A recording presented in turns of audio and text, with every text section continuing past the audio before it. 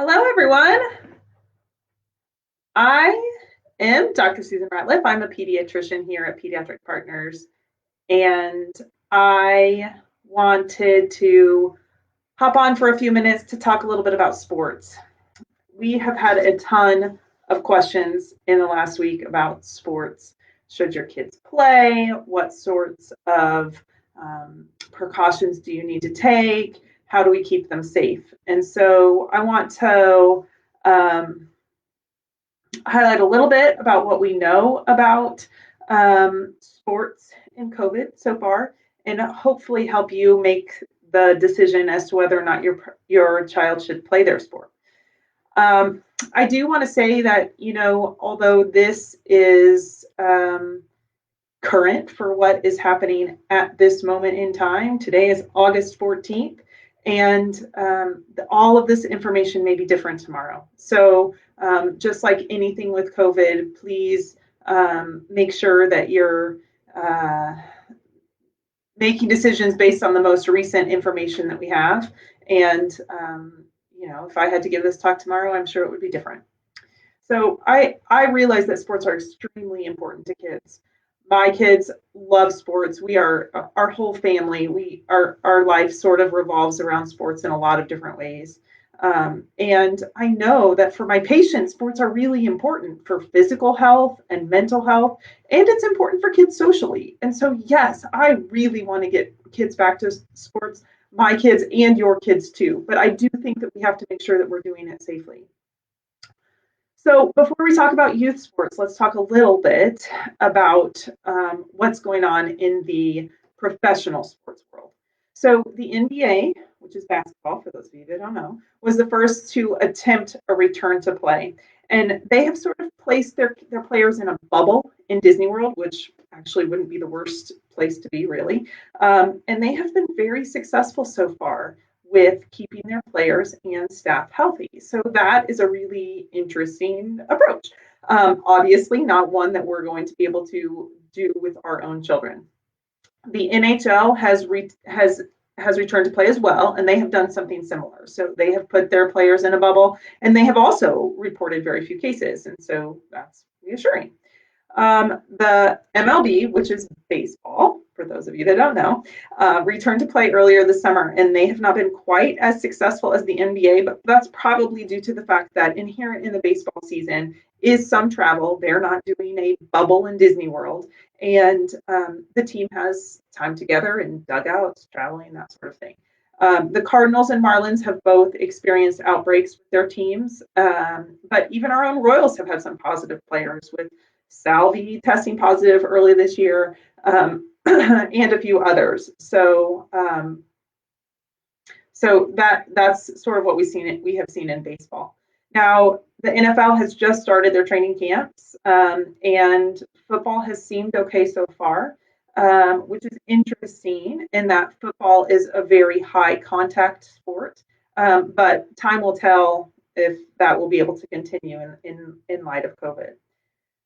College athletics are just starting to announce for the fall. So far, the Pac-12 and the Big Ten have postponed their seasons. The SEC and the ACC are waiting to make decisions. And so far, the Big 12 is planning to play. So we'll all kind of be watching that to see what happens with college athletics. Although we'd like to think of our kids as professional athletes, it's not exactly fair to compare our kids to professional or even college sports. For the most part, the professional teams and college teams to some extent have abundant resources. They have the ability to test. They have the ability to quarantine. They're testing frequently. And so far, this doesn't really compare to our kids practically. So although we can use those sports as sort of an example, it's really not the same as our kids getting back to their sport. With that said, let's talk a little bit about our kids in sports. First of all, make sure that you start by checking with your team, school district, or league to make sure that the season is actually happening for your child. Wyandotte County just announced yesterday that there will be no contact sports in the fall. I don't know if other counties or other areas are going to follow suit, but I think it's at least worth thinking. about. If our numbers do continue to rise, the trend of canceling the sports season may continue. So even more reason to be very diligent about hand washing, about wearing a mask, about social distancing. Let's do all things to get our kids back to school, of course, but also let's get them back to sports by doing those things. As you're thinking about whether or not to let your child play a sport, I just want to give you a few things to think about. In light of COVID, we try to make decisions for us and our family based on risk. Now, there is really nothing that would be considered no risk, right? Except maybe staying home completely, quarantine your entire family, and not many of us are doing that. Going to work, going to Target, going to the grocery store, those all have some inherent risk. And sports is no different. So please keep that in mind. I can't tell you that having your kid go back to their sport is going to be without risk. Um, so when you're thinking about that, just consider the risk, and that's how I'll talk through some of these things to think about with your individual sports.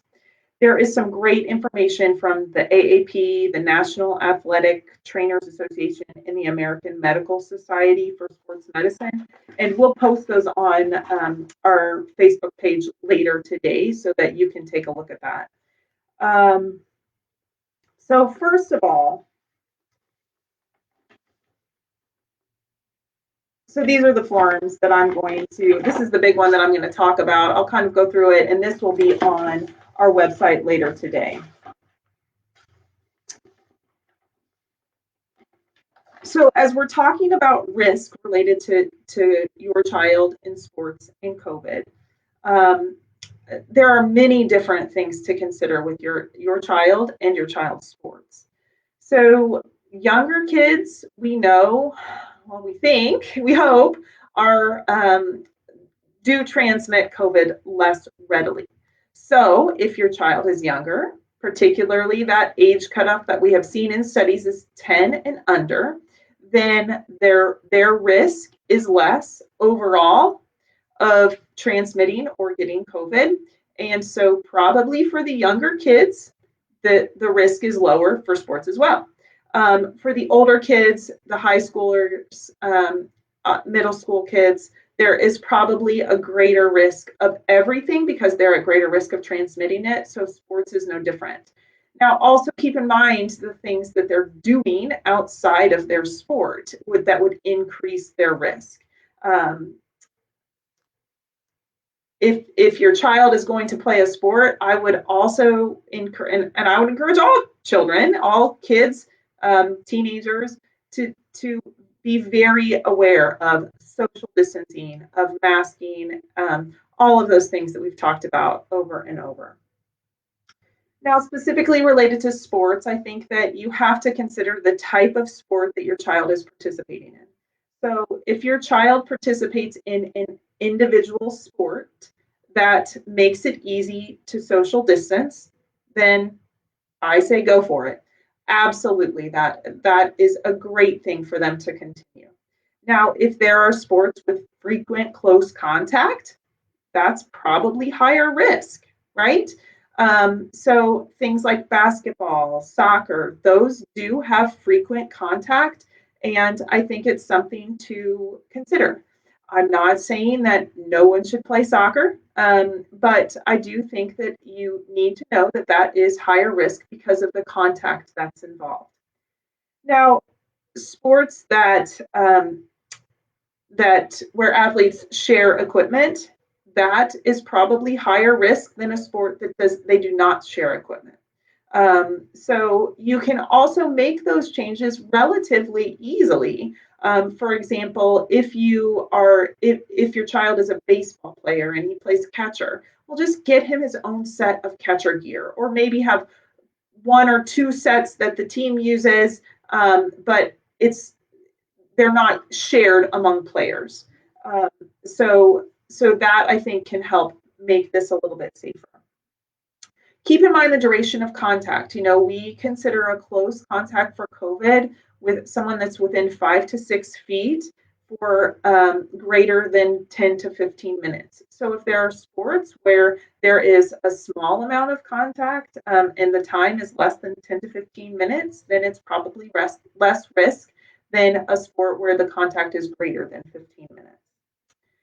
Keep in mind the type of venue. So if there is an outdoor space, like if the sport is played in an outdoor space, like on an outside field, for example, especially if that field is large enough for social distancing, then that is less risk than an indoor space where it's a small court or a smaller area, especially if it's poorly ventilated.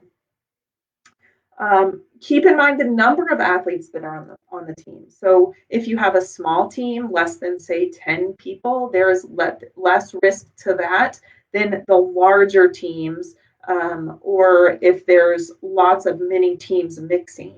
So it's probably a good idea to keep your child, if they are going to play, keep them with their one team. Don't have them go to different teams as they pick up players or things like that. Um, Playing within the team or staying in your local community for games is also a good idea.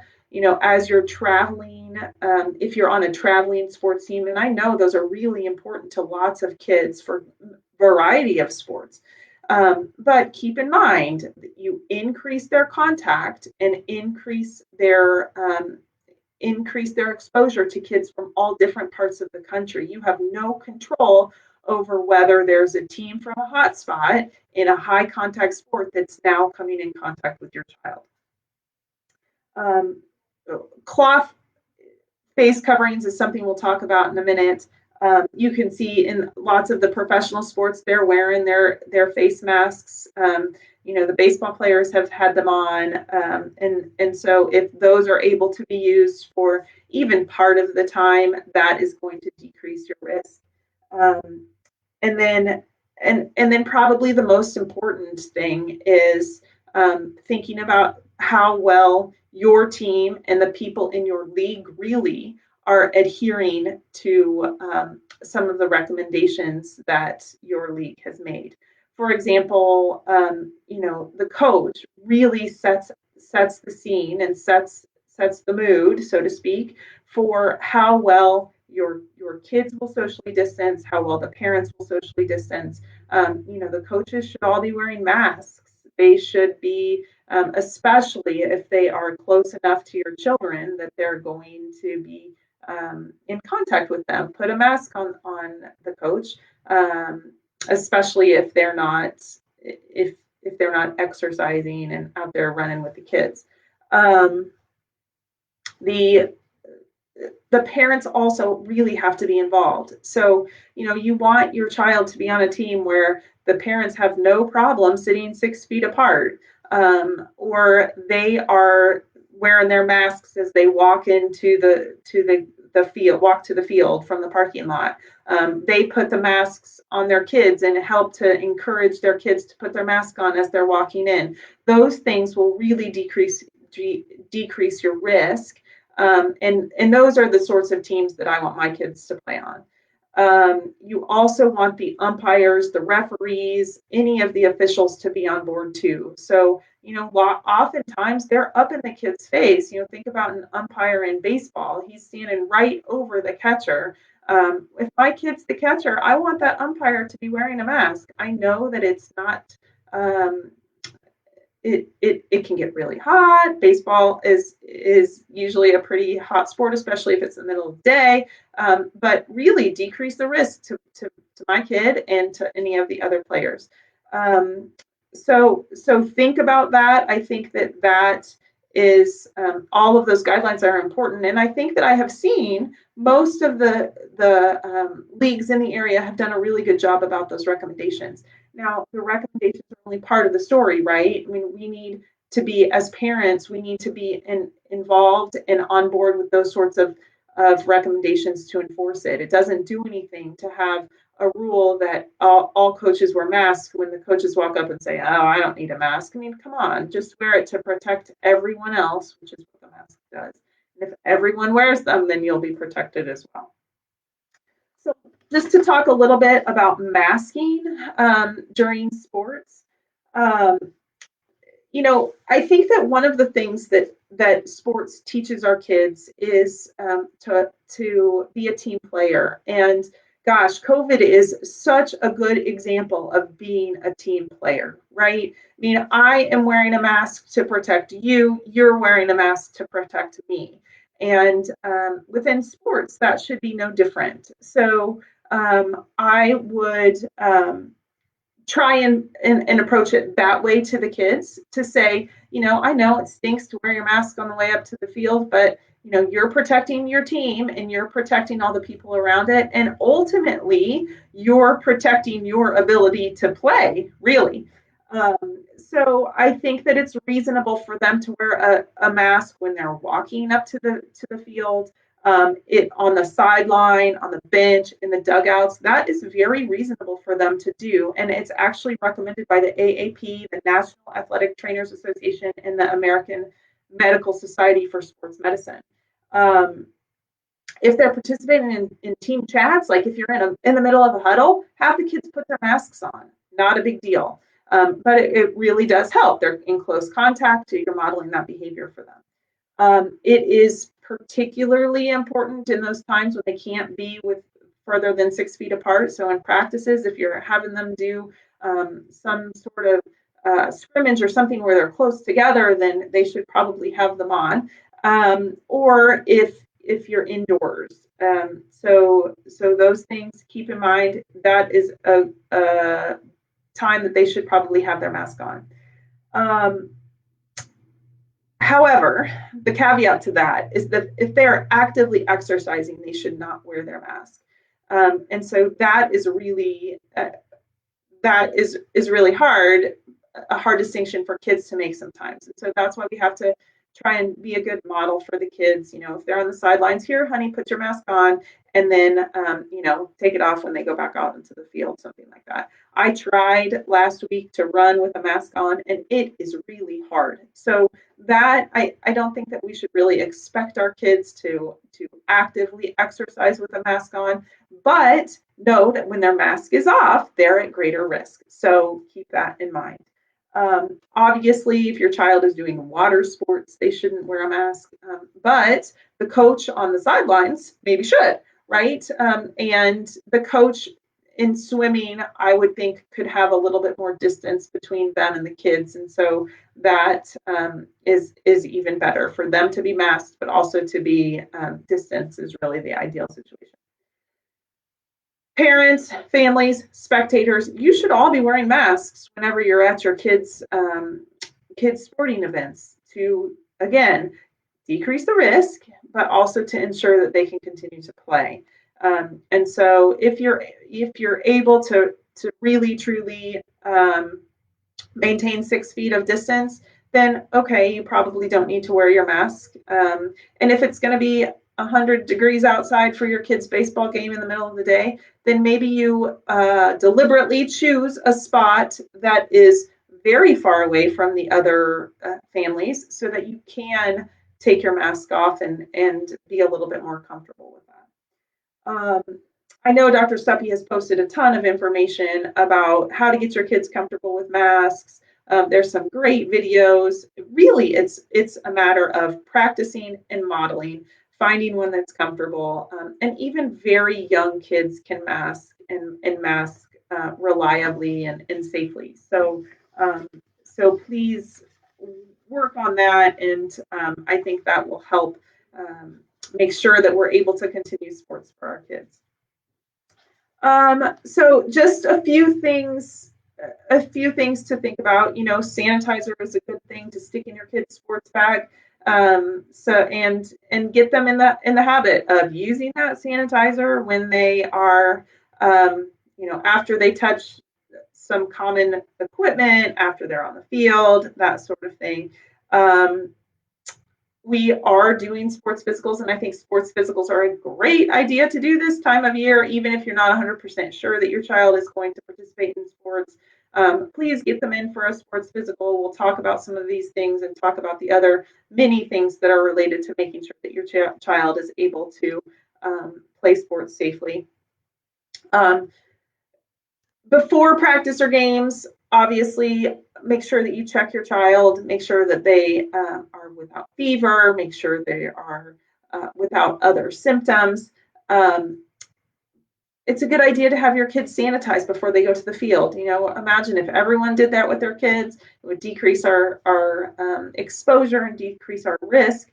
Make sure that everything's labeled so they're drinking their own water, they're using their own equipment, they're using their own mask. We of course don't want anyone sharing masks.